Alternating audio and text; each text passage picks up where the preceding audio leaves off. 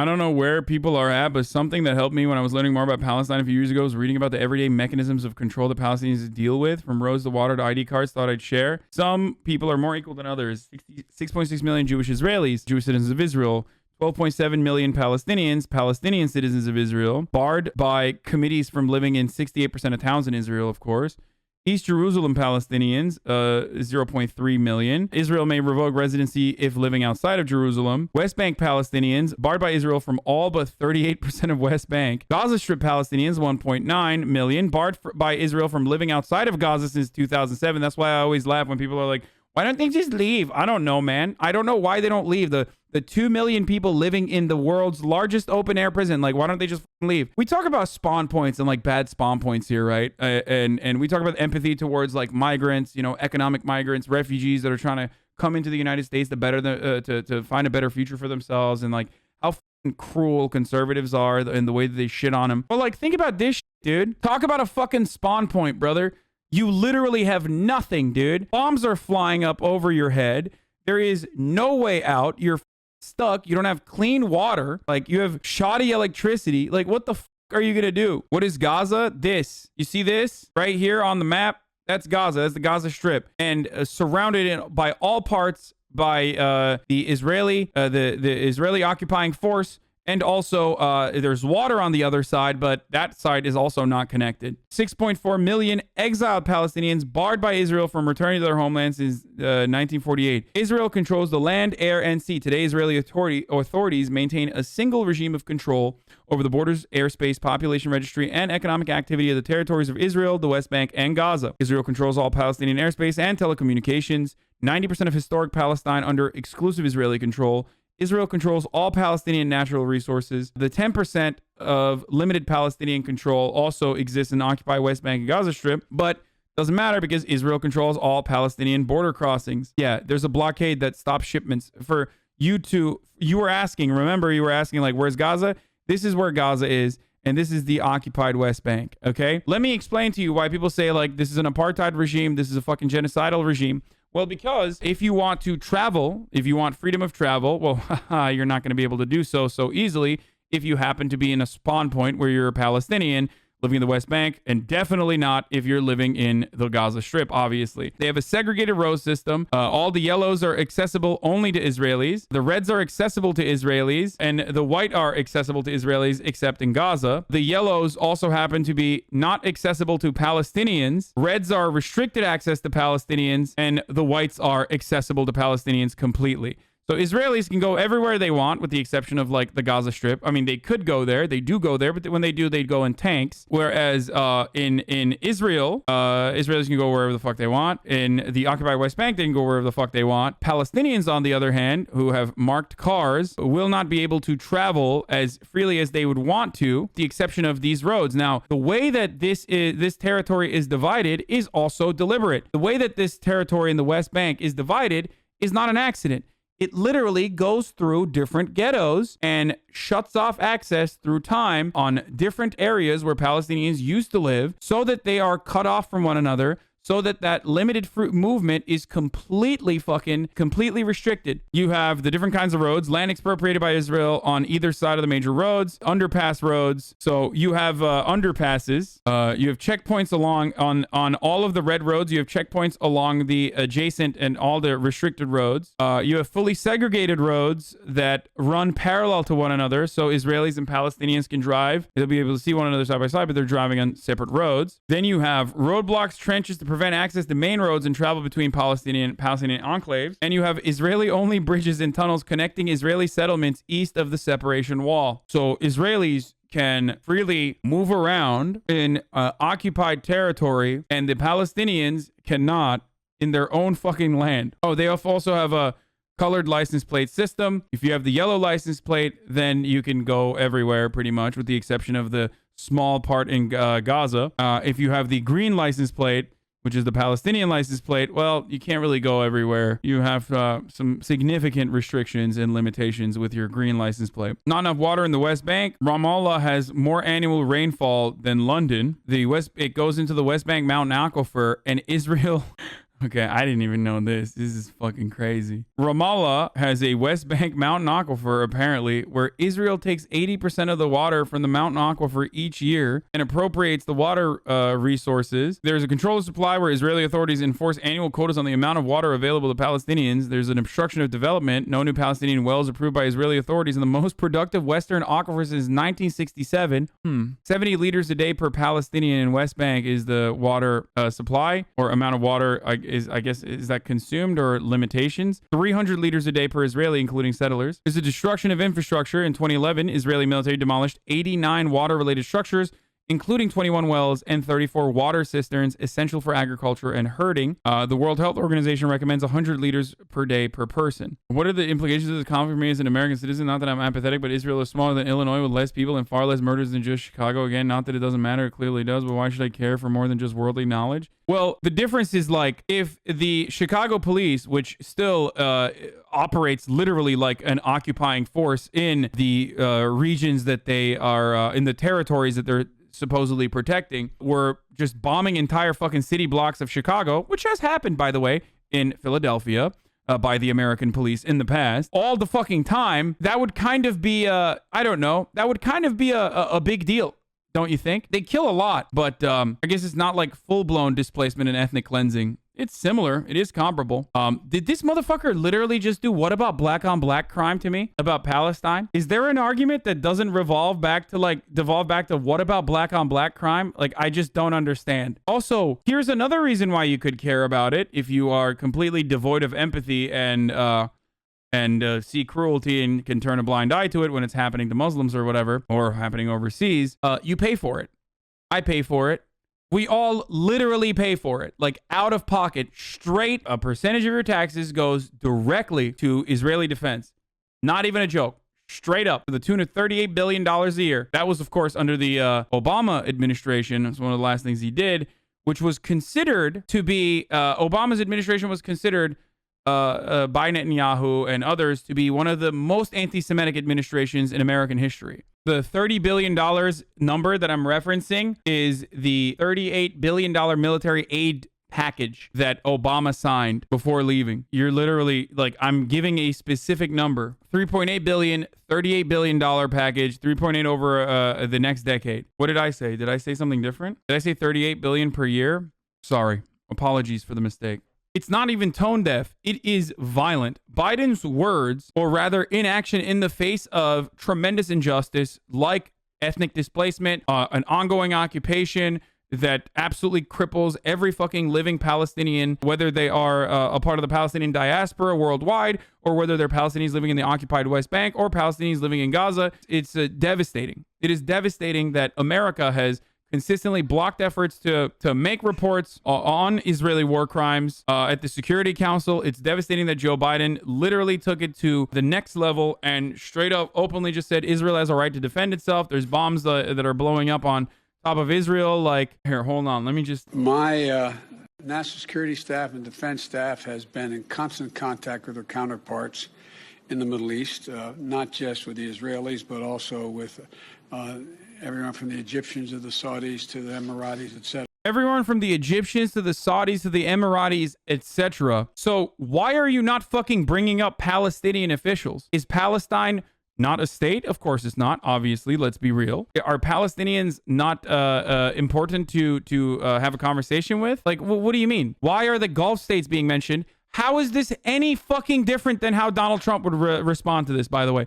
Donald Trump would literally just say this, and then on top of that be like, Palestinians, they're dogs. They're dogs. They're terrorists. Of course we're going to fucking bomb them. But at least liberals would get fucking mad because their entire personality revolves around hating Donald Trump and would actually launch a larger liberal Democrat-backed grassroots campaign against what Israel is doing. But no, now that we have Joe Biden, he can turn around and say it in the nice way, where it's like, I don't give a fuck about Palestine. That's what this is, by the way. I don't give a fuck about the dead children that Israel murdered. Hamas is fucking throwing rockets, and Israel has every right to just fucking bomb the shit out of residential buildings as they have been doing consistently. That's literally what the fuck Joe Biden is saying here. And now, no one gives a shit because, hey, everything is fine now. Everything is fine, boys. Everything is fine.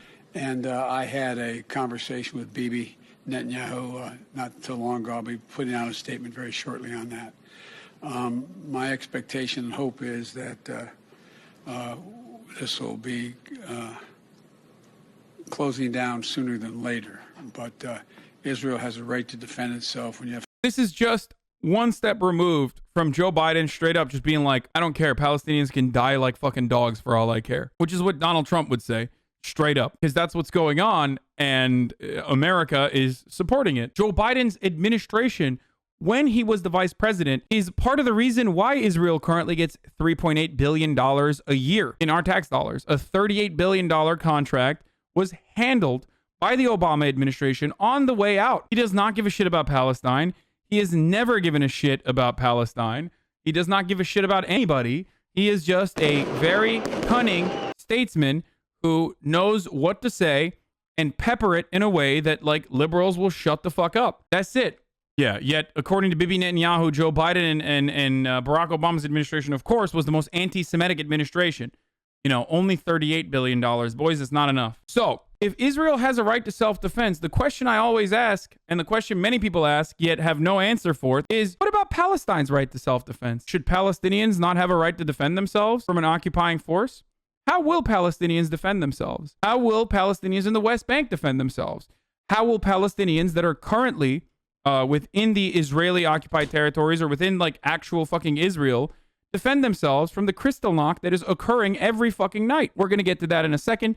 I'm going to show you some videos, but Israelis are now roaming the streets, literally looking for Palestinians to beat the shit out of, looking for Arabs or Arab stores to break down. And there are numerous reports on the ground of this happening. This happened last night as well, and it will continue to happen. There are settlers from the West Bank being bussed into Israel to commit said atrocities. It is straight up crystal knock. There is even a report from Haaretz, a Jewish publication, talking about how we have to literally take a cold, hard look at ourselves. An op-ed in Haaretz came out saying we have to take a cold, hard look at how racist of a nation we have become. How racist of a nation we have become. There's another report that came out yesterday. Israelis in the Israeli mob looking for Arabs to beat the shit out of found a Jewish man thinking that he was Arab, but he was actually Israeli, and beat the fuck out of him on accident. It's great. Good stuff. Here's what I was talking about. Israelis are going on a rampage, destroying a Palestinian-owned business.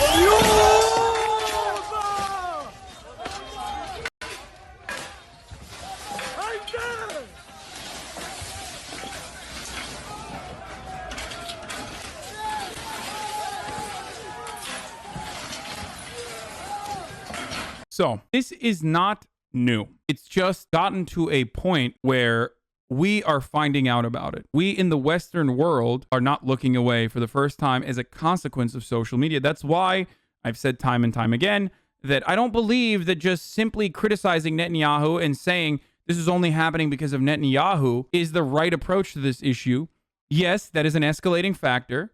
Netanyahu's ongoing corruption trial and his inability to create a fucking government played an escalating role in creating more tension and using the IDF to beat the shit out of mosque goers and attenders at Al-Aqsa. But this has been happening for years. It's just that we are now seeing it and unable to look away. You can say both sides are wrong all day, every day, boys. You are doing all lives matter. That is all you're doing in that situation. You are all lives mattering the fucking Israel-Palestine conflict. It is not equal. It is asymmetrical warfare that an occupying fascist ethno-state is engaging against an indigenous population with displacement, destruction of property, and unwarranted caging and restriction of freedom of travel. Just basic human rights that should be given to every human being. Israel has robbed Palestinians of said basic rights,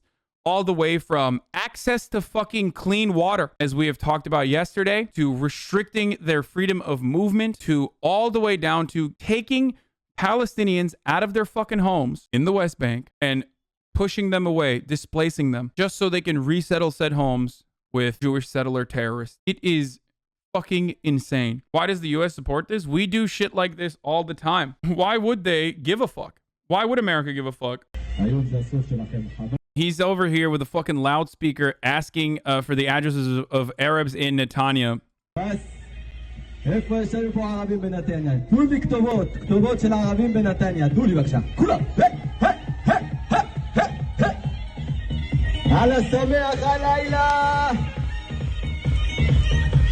There was a bunch of videos from last night's Kristallnacht operation where like teenage girls were just like celebrating the destruction of like Palestinian businesses. It was really fucked up.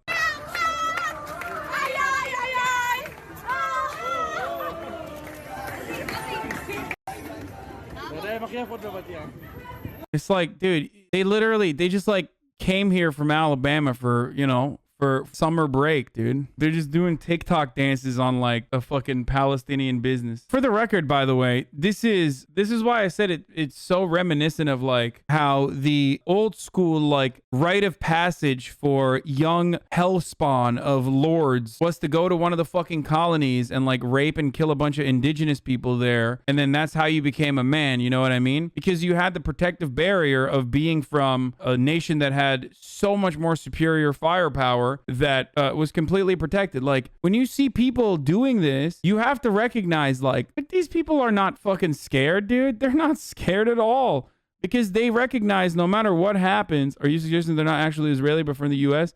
It might be Israeli. I don't know. Just listen. The point I'm trying to make is you can't be posting white girl summer videos outside of a fucking messed up like Arab Israelis business with a fucking Israeli flag and then turn around and be like, oh, dude, this is so terrifying and what's happening is completely unacceptable. Like, it's wild. And then on the other side, you have fucking kids in Gaza like that have no Iron Dome. There's nothing for them. They have no school because school blew up. They have no parents because parents got murdered. They have no Iron Dome that's going to save them from fucking oncoming Israeli mortar and rocket fire. They got nothing. Oh, remember that IG infographic of those two girls with coffee talking about the conflicts happening that almost everyone shared? Well, the IDF made their own shitty propagandized version of that infographic. What's going on between Gaza and Israel? Since Monday, terrorist organizations in Gaza have been attacking Israel with thousands of rockets.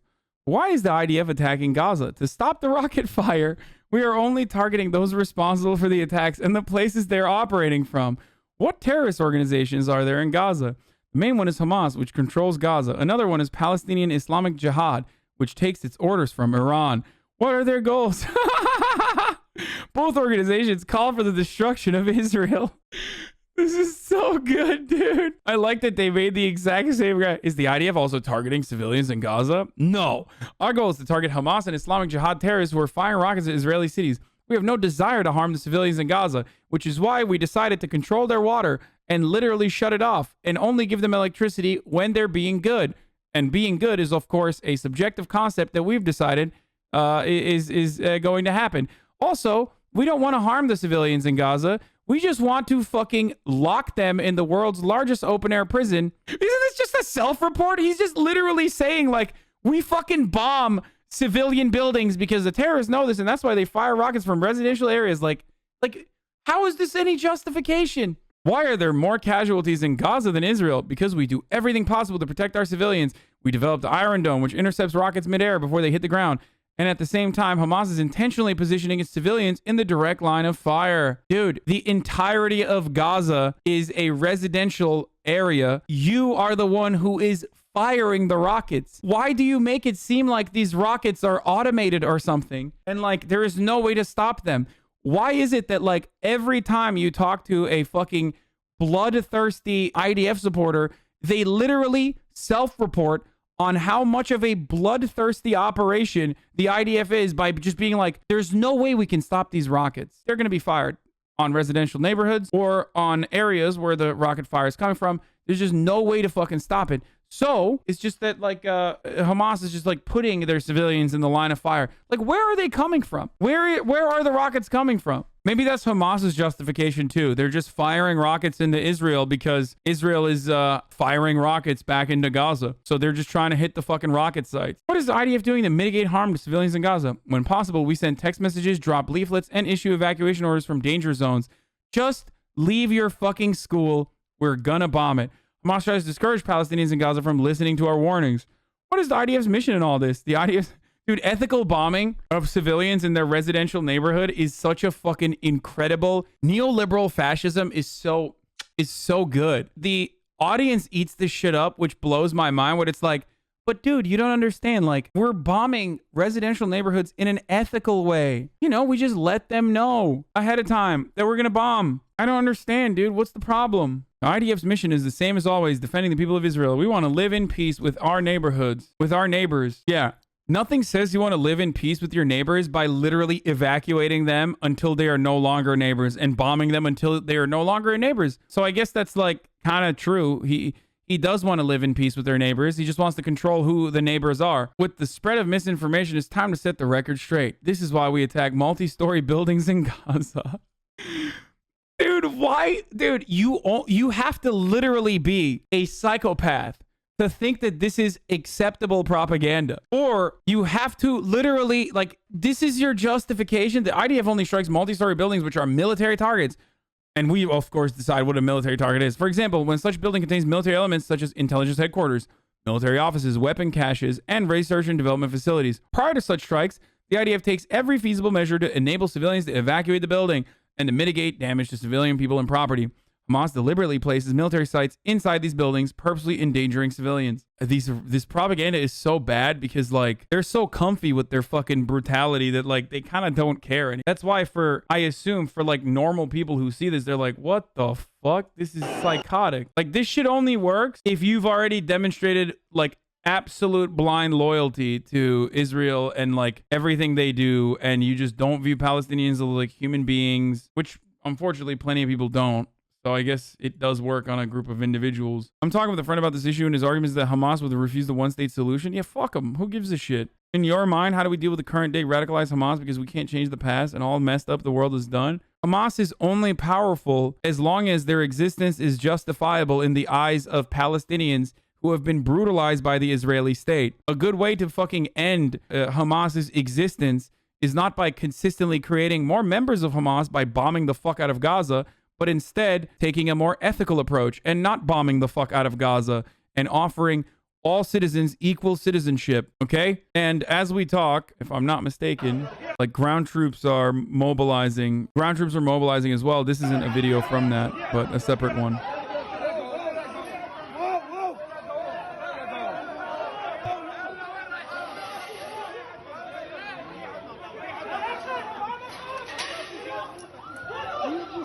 There's fucking little kids and women there, by the way.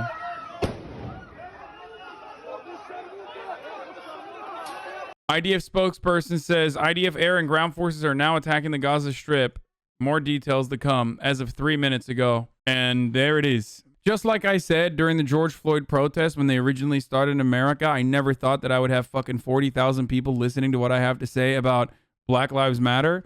I actually never thought that I would be able to speak openly about Palestine and the issues that Palestinian people, problems that they've been subjected to by Israel, and have so many people actually hear it out and also listen to it and understand that side. This is like unheard of. The amount of support that Palestinians are now getting from the international community is literally fucking unheard of, because they certainly weren't going to get it from those fucking dog shit Gulf state governments and their dog of a fucking administrations there. Those fucking cowards. That's the reality. And Joe Biden too. I mean, dude, our government is responsible for every single individual child death. Like I said, we look away, but we're taking a side. We're actively taking a side in the ongoing genocide, dude. And that side is with the genociders. As the holy month of Ramadan comes to an end, Jill and I send our warmest greetings to all those celebrating Eid. May you all well be throughout the year. Eid Mubarak. Yeah, dude. Eid Mubarak my fucking ass, dude. You fucking stupid geriatric bitch. Here's two Israelis who are clearly not in harm's way, shielding themselves from opposing Hamas. Safe to show for stream. חבר'ה, להשתתח. תשתתחו בשכיבה. כולם. חבר'ה, להשתטח על הרצפה בשכיבה, על הבטן, כמה שפחות שטח פנים למעלה. הכל בסדר, גילה. להשתטח כמה שיותר. גילה, everything is okay, גילה. Everything's fine. Well, it's finishing. Don't worry. הנה, תקשיב אליי שיש שם כאן. מה זה?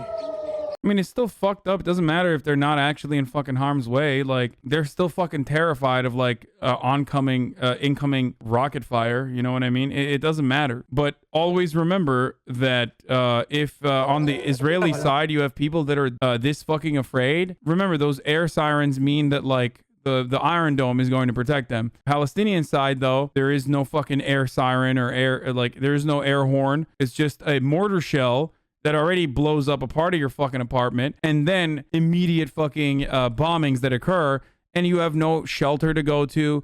All you can do is leave your fucking apartment, which will then get obliterated. So just remember that. Like, if you feel terrible, as I do, for Jewish people that are on the Israeli side, like genuinely fearful for their lives, then remember that on the other side, they have no protection. Like, they have nothing. So motherfuckers who bring this shit up don't understand, like, this is terrible. You're absolutely right. Thank God Israel has the Iron Dome, whereas like the Palestinians have nothing. They have nothing. Here's the comparison, dude.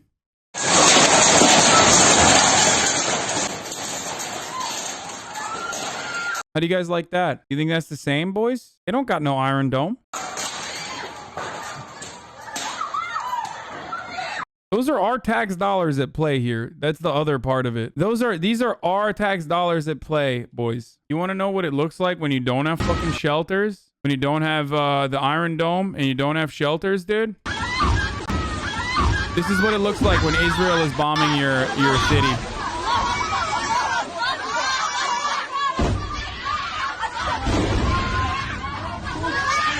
You need to see it. You need to see this shit, dude.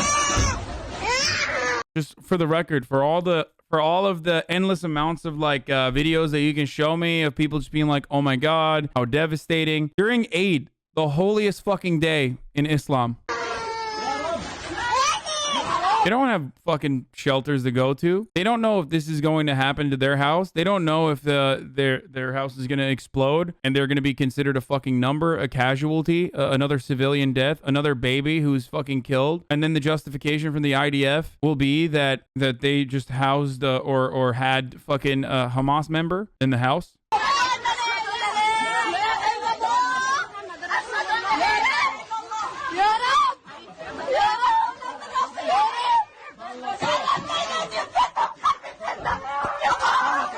That's what it looks like. That's why it fucking blows my mind when people say, this is a complicated issue. This is a complicated issue.